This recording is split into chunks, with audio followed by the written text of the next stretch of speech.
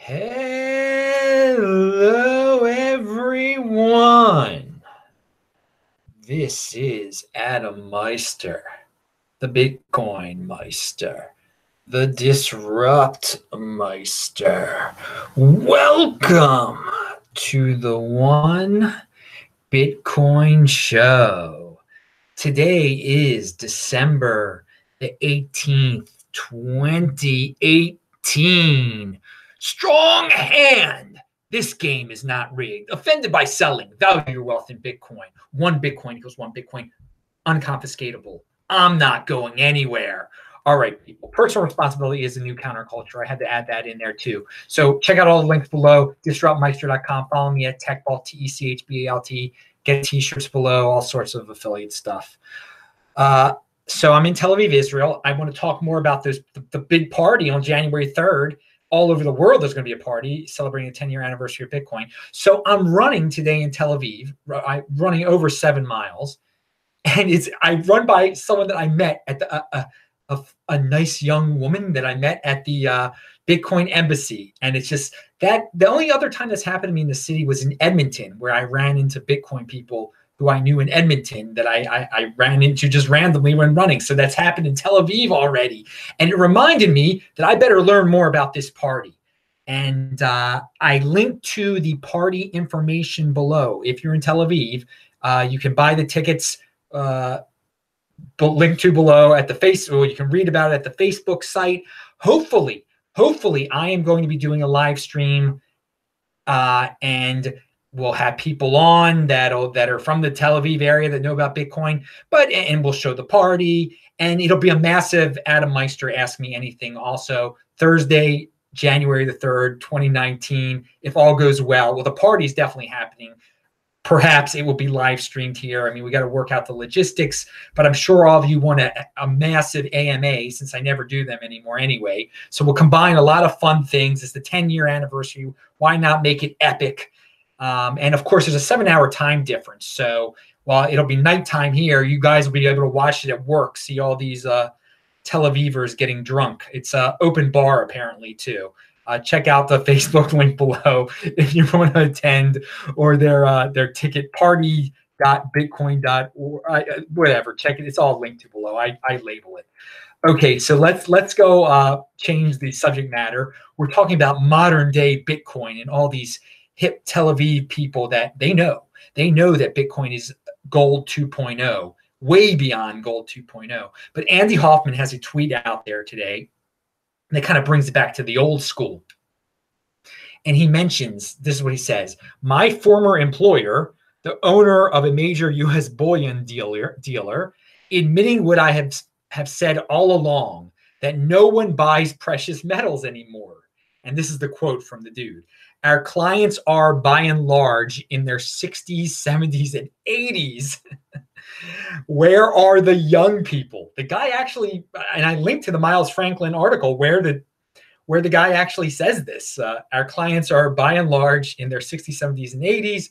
Where are all the young people? Well, I'll tell you where the young people are. They're buying the Bitcoin, dude. It's gold 2.0. You can take it anywhere. You can't take that gold anywhere, man. You're not going to put that in your backpack and put it on the plane. And yeah, you guys know the story. I don't have to get into any more, but I thought it was interesting that he's putting it into words. He's stating it. He's putting it out there. A guy that's a bullion dealer. So no, I don't own any gold. People ask me that still. No, I have no plans. Never will. Okay.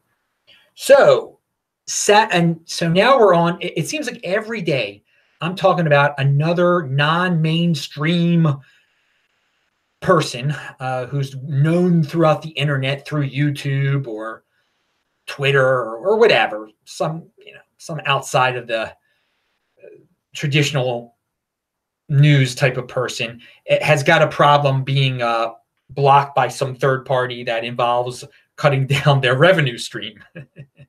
And today's person is Faith Goldie. And this is her tweet. After collecting roughly $3,000 in 3 hours, my GoFundMe page has been removed. I received no email notice from them stating why my lawful campaign was banned. Okay, so when I first saw this, I'm just like, you got to get Bitcoin. First of all, Matt Odell retweeted that, and he said the same thing. You got to get Bitcoin. Apparently, she's had a Bitcoin address in the past, and well, now she's promoting that Bitcoin address, and she's raised like $300 through it. If you value your wealth in fiat, she probably does. So she's recouped 10% of what she had raised through GoFundMe. Okay, good. She should have been promoting Bitcoin. Well, I shouldn't have said she should have. She can now start promoting Bitcoin hardcore. So, I mean, what I was originally going to say before that I found out that she had, because Matt Odell didn't say, Matt Odell recommended Bitcoin to her, and I would have done the same thing. I did further research and saw that she already was promoting Bitcoin, and it was already helping her. But what I was going to say is one of these days, they're all going to wake up in the alternative sphere, whatever you want to call it. And I know some of you people really dislike some of these people, but that's the thing. Bitcoin doesn't discriminate. It can be your worst enemy. And Bitcoin isn't going to stop that person from raising Bitcoin through just listing an address, okay? Because one of these third parties that you might be raising money through GoFundMe, Patreon, they're going to cut you off too one day if you don't abide by their rules. And that's, hey, they're a private company. They're a third party. They're a middleman. One of these days, all these alternative people are going to realize it might be just a magical moment where they're like, okay, we're not creating a competitor anymore. We're not going to try to do another Patreon or another GoFundMe. We're just all in unity. We're all going to put Bitcoin addresses on our pages, under our YouTube videos, on our Twitter things. And who knows what might happen that day. I hope that day happens. It might not. It might just be a gradual thing. Who knows? But again, also on Faith, I think it was on Faith Goldie's feed, on her Twitter feed, I read some things. And I think she had a poll that said, is this Jordan Peterson, Dave Rubin, so is this a solution or is this just another, I forgot what she said, a centralized point of weakness or something. And 78% of the people said well, only 20% of the people said it was like a solution. I don't link to that below. Check out her feed. I linked to her feed below where she mentions her Bitcoin address. But I want to add this to this whole Faith Goldie thing. I have recommended BreakHerMag.com, okay? And they do have some interesting stories, but they do have this hipster vibe to them where they have to be somewhat condescending and obnoxious at times. And they wrote about this Faith Goldie situation also. And I linked to it below. I'm not going to even read their title. Their title was a total clickbait title that calls her a name. It calls her a name. And I don't know that much about her. I'm pretty sure she's not what they call her, okay? And it's just it's a name that SJWs use, okay, to call people names. They call Ben Shapiro something like this, even though it's impossible for him to. You can get what I'm getting at here. This name they call her, okay, and so even though I've said good things, BreakHerMag has had some interesting stories before. They don't go about this in a good way, but I linked to their story anyway. I'm not giving they went the clickbait route on this, and maybe even worse than clickbait. Yes, worse than clickbait. But anyway, I linked to her Bitcoin address also if you want to give her support, or if you just want to see how much she's raising. I didn't reply to her Twitter or anything. If I did, I would have said, just list your Bitcoin address. This is the solution to all you alternative media problem, not creating some new centralized version of something that's already broken. Okay, so pound that like button, people. So now we're going to talk about, quickly, Tether, real quick. There's like an article out there from Bloomberg. Tether has the money they say they have. Great.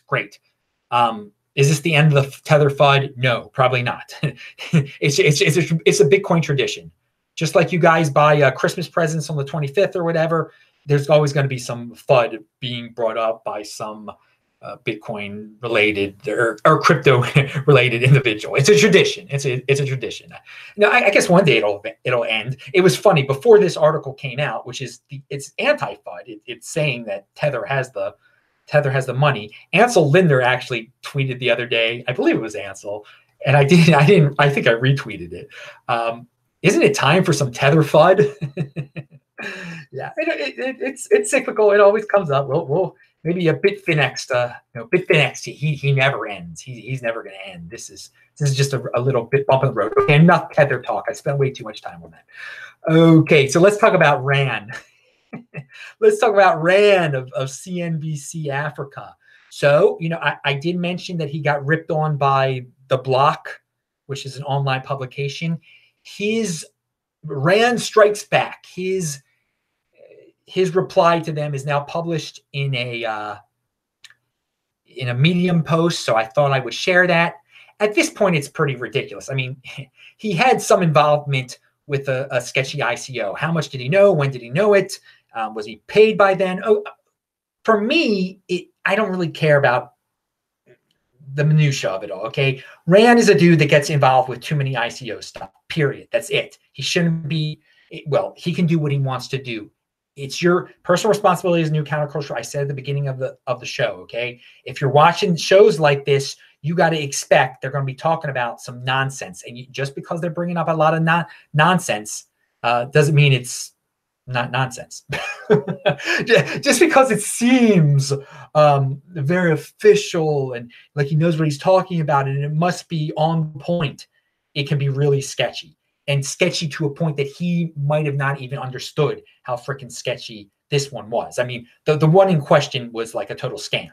Did he know it was a total scam? I don't care. You know what? It doesn't. So my point in bringing this up again is, to give him his time of day. I wanted to say that he has a reply to what they did, and it does appear they didn't give him enough time to say his word on this story. It seems like they did a lot of research on this story for like a long period of time, and then contacted him 6 hours before the story went out. That's a little sketchy. That's weird on their end. But something that Ran keeps on saying in this article, but he doesn't link to it, is that he voluntarily discloses who he advises and what he is invested in. Now, he didn't link to it. So I'm like, wait a second. I didn't know that about Ran. And sure enough, I went to the Crypto Man Ran page and I clicked on his advisory disclosure and I clicked on his investment disclosures and I linked to them below. And oh man, it's there's some names that let me Ripple, Stellar, EOS, Cardano. Those are all coins that he owns and he admits to owning.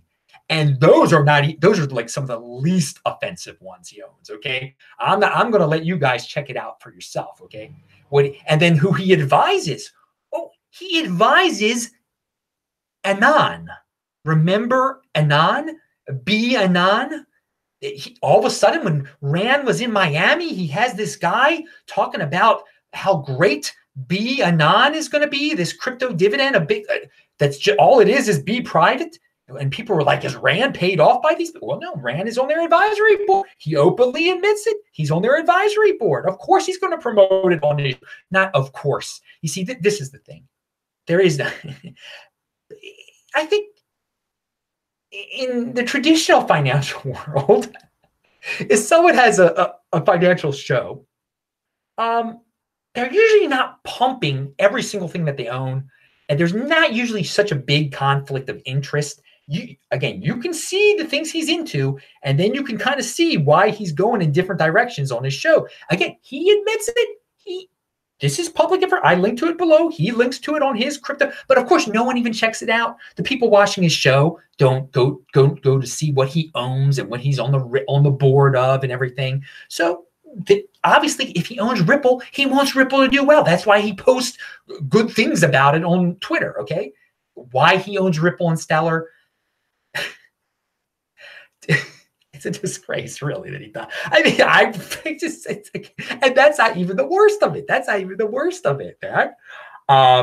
So yeah, just because you have a CNBC show, clearly it doesn't mean you're a crypto expert. I mean, and I think he might even admit that. I don't know.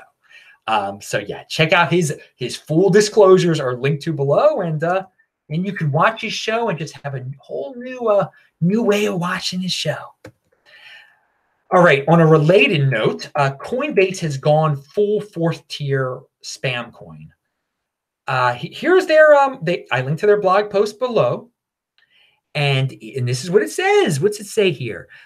They're adding Ethereum tokens DAI, Golem, Maker, and Zaliqua are launching on Coinbase Pro in select jurisdictions. Okay, Coinbase Pro, again, isn't the regular Coinbase. That's the Coinbase trading. When you're trading on Coinbase, it's a little different. Still, I mean, the next step will, all of these will be on regular Coinbase. Any grandmother will be able to buy this if they sign up for Coinbase. Now, I mean, Zaliqua, I have talked about this. That is, people would spam. I thought it was a total scam because people would just spam my comments. There was a period of time I would get a few Zaliqua comments under every one of my videos that obviously had nothing to do with Zaliqua. Was it Zaliqua is its name?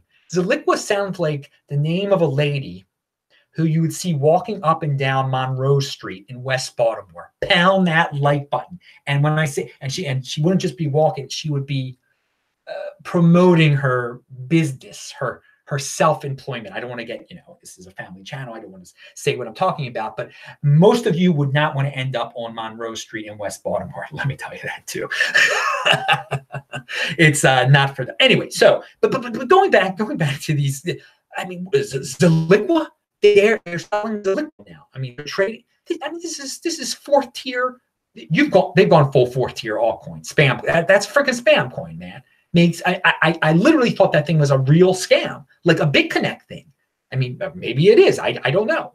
But yeah, they're doing, I mean, Ethereum tokens. I mean, these are what I see. I don't even know what these darn things are. Thank God I don't know what these things are. Thank the Lord. Oh, man.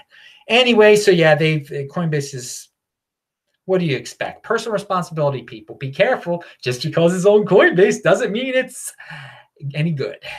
Zaliqua, Monroe Street, West Baltimore. Pound that like button. Okay. So, I wish there were more Baltimore people that watch this. They would get a kick out of that. Oh, God. So, remember, a new show here every single day. I post a new show here every single day. I might do This Week in Bitcoin on Thursday this week. I don't know. It's really, the whole time difference is not helping me here and not having, anyway, so that's a side note. But don't worry, there'll be a This Week in Bitcoin. Tomorrow, I'll talk about why there almost wasn't a This Week in Bitcoin this week. Stay tuned for tomorrow's show. New show every day. Okay, let's go to This is Spencer Bogar, I believe, tweeted this out. Increasingly seeing messages like this one that prohibit users from Iran, North Korea, Syria, and the United States.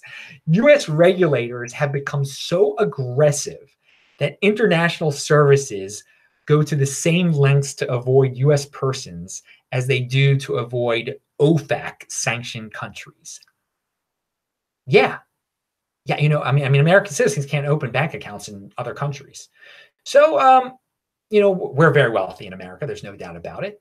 But yeah, more and more companies don't want to deal with if you're outside of the United States and you have a few United States customers for whatever type of financial business you're involved in, and the United States says you got to fill out all these forms, well, they're just not going to deal with Americans. So Americans, prepare. Don't depend on financial institutions and transactions that go through third parties that are in other countries. Just get into Bitcoin.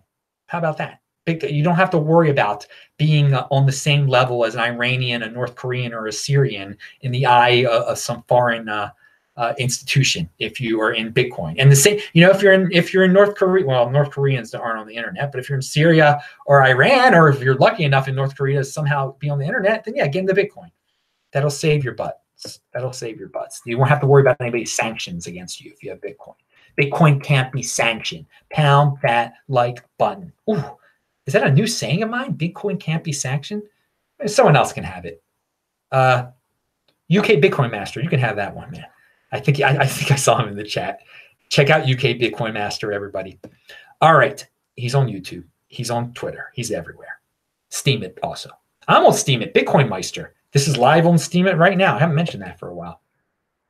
All right. Final tweet of the day to inspire all of you. This is the Wright brothers achieved manned flight 115 years ago today. I think it was yesterday. The reaction, and here's a quote, "Our skepticism is only as to the utilitarian value of any present or possible achievement of the airplane. We do not believe it will ever be a commercial vehicle at all." The Engineering Magazine. We do not believe it will ever be a commercial vehicle at all. So remember what they said about the airplane. And remember what the people say, the FUDsters say about Bitcoin today. That Bitcoin will never be this, that Bitcoin will never be that, that Bitcoin will never. Remember what they said about the airplane and the Wright brothers. I'm Adam Meister, the Bitcoin Meister, the Disrupt Meister. Remember to subscribe to this channel, like this video, share this video, check out the link section below. And yeah, I'm saying Bitcoin is as big as the freaking airplane, baby. Follow me at TechBalt. Pound that like button. Bang that bell button. Click on those squares that you see right there. See my old shows. And I'll say hi to all of you in the chat right now. Bye.